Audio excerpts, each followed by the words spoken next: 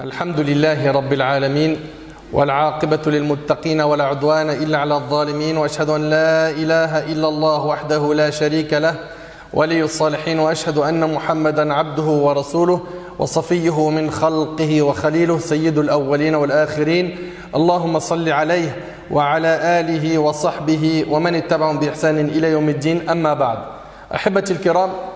On a commencé la semaine dernière une série de discours qui a pour objectif de présenter l'islam, de raffermir le cœur des musulmans et de montrer aux non-musulmans la beauté de l'islam. Pourquoi? Parce que comme vous le savez, nous vivons une période où on parle beaucoup d'islam. On parle énormément d'islam dans les infos, dans les journaux, dans les médias, dans les réseaux sociaux. Et combien malheureusement on entend des mensonges, des calomnies. Et donc, la meilleure des manières de répondre à toutes ces vagues qui déforment notre religion, c'est d'exposer cette magnifique religion et de montrer son contenu à ceux qui nous entourent. Et on a commencé la semaine dernière par parler de l'islam et son rapport avec les animaux. C'était le premier discours. Et aujourd'hui, avec l'aide d'Allah, on va voir comment l'islam nous demande de nous comporter envers les humains. Et aujourd'hui, je vais me concentrer sur 3 catégories de personnes. Les personnes âgées, les enfants et les femmes. Puis, dans les prochains discours, Inch'Allah, on traitera de l'islam et son rapport avec les non-musulmans, l'islam et le voisinage et énormément de sujets qui sont très importants. Mes chers frères, mes chères sœurs, l'islam accorde énormément d'importance au bon comportement et au respect. L'islam nous impose de respecter les personnes âgées. Selon Jabir ibn Abdillah, ce compagnon qu'Allah l'agrée, il rapporte que le messager de Dieu, paix sur lui, a dit: celui qui n'est pas clément avec les autres, Dieu ne l'est pas avec lui. Dans un premier temps, on voit quoi? Que celui qui n'est pas clément avec les gens, Dieu n'est pas clément avec lui. Donc quand on vient nous dire votre religion, elle appelle à la haine, etc., et tout ce qu'on entend, ben regardez dans nos sources ce qui est dit. Celui qui n'est pas clément avec les autres, Dieu n'est pas clément avec lui. L'importance des personnes âgées en islam et leur statut particulier a été rapportée dans de nombreux récits et on va en voir quelques-uns. Tout musulman se doit d'être bon envers chacun, mais il doit redoubler de patience et de bonté avec les personnes qui lui sont plus âgées. Gardons à l'esprit qu'un jour, si Dieu le veut, nous serons également des personnes âgées, désireuses d'être entourées de jeunes pleins de bonté. Anas, ce noble compagnon qu'Allah l'agrée, rapporte que le messager de Dieu, paix sur lui, a dit: il n'y a pas un jeune qui honore un vieillard à cause de son âge sans que Dieu ne l'honore lorsqu'il atteint l'âge de la vieillesse. Vous êtes attentifs? Il n'y a pas un jeune qui honore un vieillard à cause de son âge sans que Dieu ne l'honore lorsqu'il atteint l'âge de la vieillesse. C'est rapporté par Tirmidhi. Et Anas ibn Malik, qu'Allah l'agrée, a dit: un vieillard est venu voir le prophète, paix sur lui. Mais les gens présents mirent beaucoup de temps à lui céder le passage. Soyez attentifs et essayez d'imaginer la scène. Les gens qui étaient présents, ils ont mis du temps à lui céder le passage. Le prophète, paix sur lui, dit alors: ne fait pas partie de notre communauté. Celui-là qui ne se montre pas clément avec notre petit et n'honore pas notre grand. Et n'honore pas notre grand. Notre religion accorde énormément d'importance au respect des personnes âgées. Et ce qui me fait plaisir, c'est qu'on le voit. c'est qu'on le voit, ça existe, ce comportement qui consiste à quoi? À être respectueux envers les personnes âgées. Mais il faut faire beaucoup plus d'efforts dans ce sens.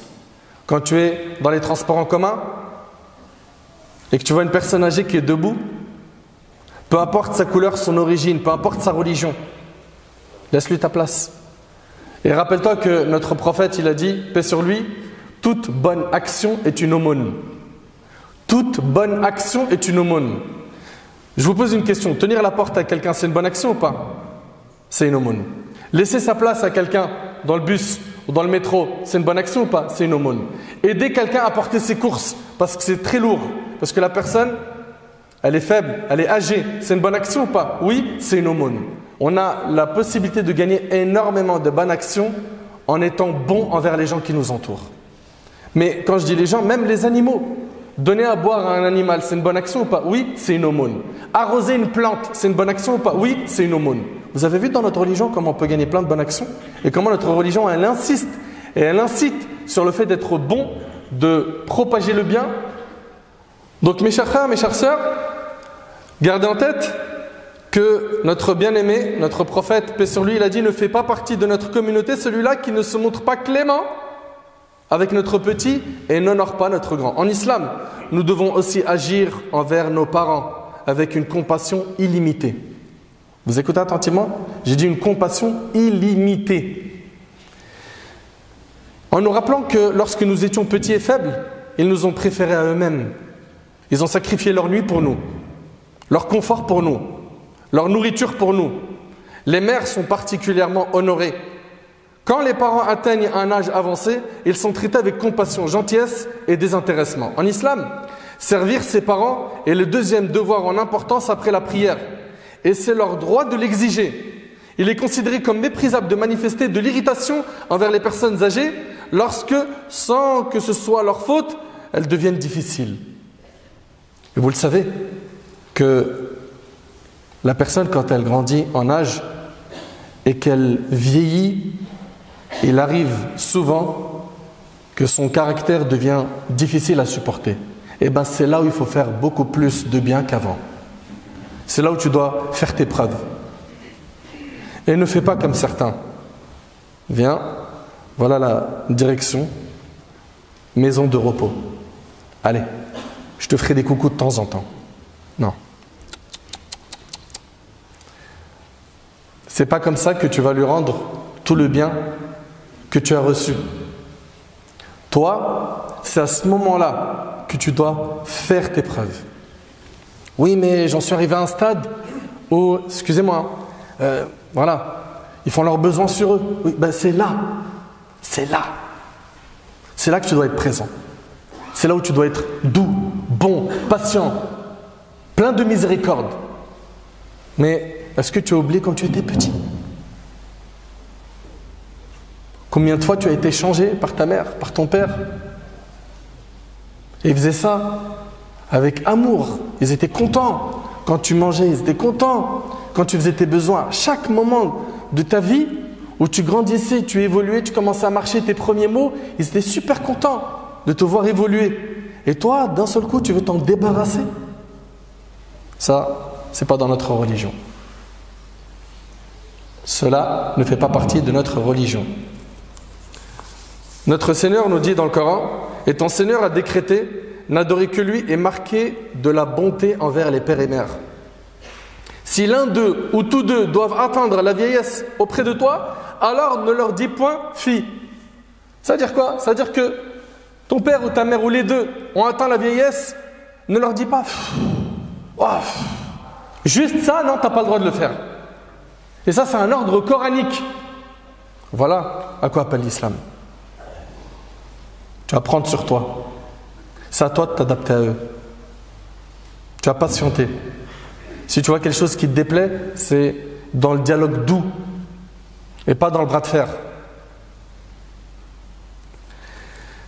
Et ne les brusque pas, nous dit notre Seigneur, mais adresse-leur des paroles respectueuses et par miséricorde abaisse pour eux l'aile de l'humilité. Sois humble envers eux. Et dis, ô mon Seigneur, fais-leur à tous deux miséricorde, puisqu'ils m'ont élevé lorsque j'étais tout petit. Le respect dû à la personne âgée consiste à l'écouter attentivement. Vous écoutez? Notamment lorsqu'elle nous prodigue des conseils, à satisfaire ses demandes, à ne pas lui couper la parole, à lui rendre service, à lui consacrer toute forme de respect et à ne pas la blesser par des mots blessants. Voilà ce que dit l'islam concernant les personnes âgées. Concernant les enfants, selon Abu Qatada, que Dieu l'agrée, le messager de Dieu, paix sur lui, a dit « Je me lève pour la prière avec le désir d'y prolonger la lecture. » Écoutez bien, le prophète, c'est l'imam des musulmans. D'accord? Il se tient debout pour diriger la prière et il a derrière lui des fidèles. Et il a l'intention au début de prolonger la lecture, la récitation du Coran. Il dit « J'entends alors un enfant qui pleure. J'entends alors un enfant qui pleure et j'allège ma prière par pitié pour sa mère. » Vous entendez? Est-ce que vous êtes attentif? Il allège la prière, c'est-à-dire quoi? Il avait l'intention de réciter longtemps. Il diminue la récitation, pourquoi? Parce que la mère qui entend son bébé qui pleure, ça lui fait mal au cœur. Donc il se hâte de finir la prière pour que sa maman ne souffre pas des pleurs du bébé. Abu Huraira, qu'Allah l'agrée, a dit, le prophète, paix sur lui, embrassa une fois son petit-fils, Al-Hassan ibn Ali. Il a embrassé son petit-fils. Qui? Notre prophète, Mohammed, paix sur lui. Al-Aqra ibn Habis lui a dit, j'ai 10 enfants et j'en ai jamais embrassé aucun. Il lui a dit, j'ai 10 enfants, j'en ai jamais embrassé un parmi eux. Le messager de Dieu, paix sur lui a dit, celui qui n'est pas miséricordieux ne reçoit lui-même aucune miséricorde. Celui qui n'est pas miséricordieux ne reçoit lui-même aucune miséricorde. Et c'est rapporté par Bukhari Muslim. Et selon Abdullah ibn Amr, que Dieu l'agrée, le messager de Dieu, paix sur lui, a dit, ceux qui sont miséricordieux, Dieu sera miséricordieux envers eux. Soyez miséricordieux envers les habitants de la terre, celui qui est dans le ciel sera miséricordieux envers vous. Si vous faites preuve de miséricorde envers les gens, sachez que Dieu vous fera miséricorde. Et c'est rapporté par Abu Daoud. Notre bien-aimé prophète, paix sur lui, il était très tendre avec les enfants et s'amusait avec eux.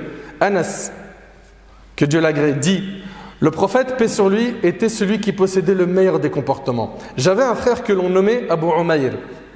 Le compagnon, Anas, il avait un frère qui s'appelait Abu Umayr. Et lorsque le prophète, paix sur lui, venait nous voir et le voyait, il lui disait pour le taquiner, dis-moi, Abu Umayr, qu'a donc fait le petit Nourayr? Et un Nourayr, c'était son petit oiseau. Il venait voir un enfant et il lui demandait des nouvelles de son petit oiseau. Et on sait à quel point notre prophète, paix sur lui, il était pris par énormément de responsabilités. Il avait énormément de responsabilités. Il était occupé par plein de tâches. Et avec cela, il trouve le temps de donner de la considération aux enfants. Il les saluait. Il jouait avec les enfants. Il avait de la miséricorde. Une fille est venue lui tenir la main et elle l'a pris et elle est partie avec lui. Il l'a suivi sans lui demander tu m'emmènes où. Il n'a pas dit attends, moi je suis le prophète, j'ai pas le temps. D'abord dis-moi tu vas où petite fillette. Il l'a suivi. Quelle modestie, quelle humilité, quel excellent comportement. Abu Huraira, que Dieu l'agrée, raconte, j'ai vu de mes yeux et entendu de mes oreilles le messager de Dieu, paix sur lui, prendre la main de Al-Hassan, que Dieu l'agrée, ou Al-Hussein, que Dieu l'agrée, et je crois qu'il s'agissait plutôt d'Al-Hussein. Il lui mit les pieds sur les siens et commença à le hisser sur ses jambes et ses cuisses en disant « Monte, monte mes petits yeux ». Regardez l'amour qu'il a pour son petit-fils. « Monte mes petits yeux ». Ça c'est le prophète de l'islam. En s'exécutant, Al-Hassan ouvrit la bouche, alors le prophète, paix sur lui, l'embrassa puis dit « Seigneur, je l'aime, alors aime-le, et aime celui qui l'aime ». Et c'est rapporté par Al-Bukhari et d'autres. Vous avez vu notre prophète, comment il se comportait avec les enfants? L'islam est une religion qui respecte la femme. La femme est considérée dans notre religion comme la moitié de la société et c'est elle qui met au monde l'autre moitié. La femme est importante dans notre religion. À un point où notre prophète, il était dans un jour très important et il est en train de faire un discours devant plus de 100 000 compagnons. Et il est en train de donner ses dernières recommandations.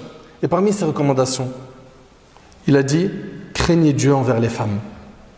Craignez Dieu envers les femmes. Avant de mourir, c'était aussi sa recommandation « Soyez bons envers les femmes ». La femme avant l'islam, comme vous le savez, on ne la considérait pas. Et l'islam a élevé son rang.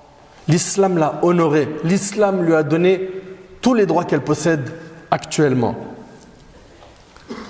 On a une sourate qui porte le nom d'une femme. La sourate 19.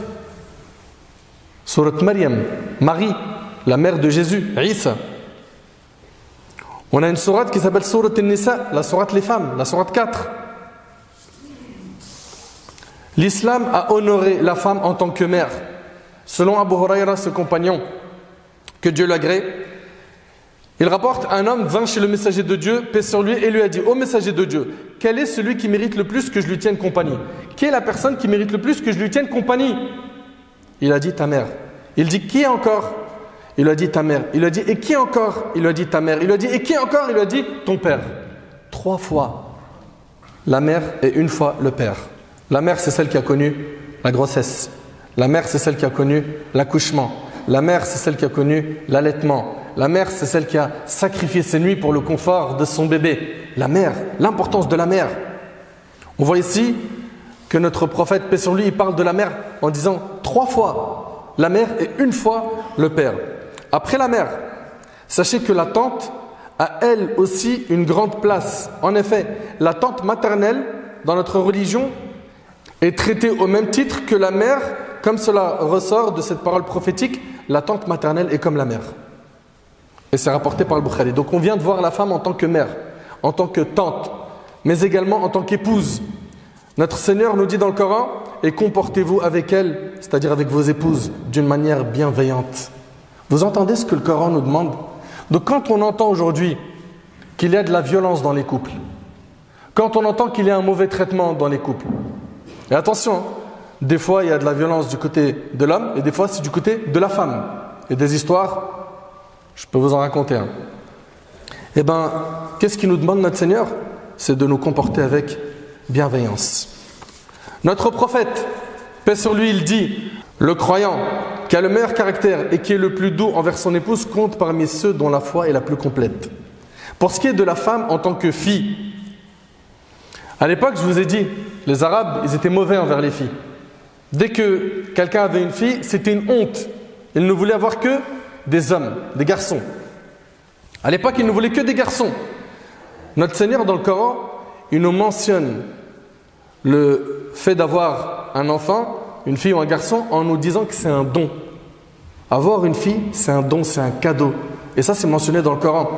Notre Seigneur nous dit, à Dieu appartient la royauté des cieux et de la terre, il crée ce qu'il veut, il fait don de fille. Don, c'est un don d'avoir une fille. Il fait don de fille à qui il veut et don de garçon à qui il veut. Ou bien il donne à la fois garçon et fille et il rend stérile qui il veut. Il est certes omniscient et omnipotent. Notre bien-aimé prophète, paix sur lui, il a dit « Celui qui a entretenu 2 filles jusqu'à leur puberté, nous sommes, moi et lui, quand il viendra au jour de la résurrection, comme ses 2 doigts, l'index et le majeur. » Celui qui s'occupe bien de ses filles. Et selon Aïcha, que Dieu l'agrée, l'épouse du prophète, paix sur lui, elle rapporte, le prophète Mohammed dit, paix sur lui, celui qui fut éprouvé par quelque chose concernant ses filles et qui ensuite est bienfaisant envers elles. Celles-ci, ses filles, seront un voile pour lui le protégeant du feu de l'enfer. C'est-à-dire, il a des filles, il s'en occupe bien, il les entretient, il les éduque, il s'en occupe bien, elles seront pour lui un voile contre l'enfer. Pour ce qui est de la sœur, la femme en tant que sœur, selon Abu Saïd al-Khudri, que Dieu l'agrée, le prophète, paix sur lui, a dit « Celui qui détiendra sous sa responsabilité 3 filles ou 3 sœurs, ou bien 2 filles ou 2 sœurs, puis se comportera bien avec elles en craignant Dieu, rentrera au paradis. » L'islam a donc honoré la femme, contrairement à certains qui de nos jours l'humilient, qui de nos jours la rabaissent. Notre religion a honoré la personne âgée, a honoré les enfants, a honoré les femmes. Et concernant les non-musulmans, qu'a dit notre religion sur les non-musulmans? Ça, c'est ce qu'on verra lors de notre prochain discours si nous sommes toujours en vie. J'implore Allah qu'il nous accorde une bonne compréhension de notre religion. J'implore Allah de nous pardonner nos manquements.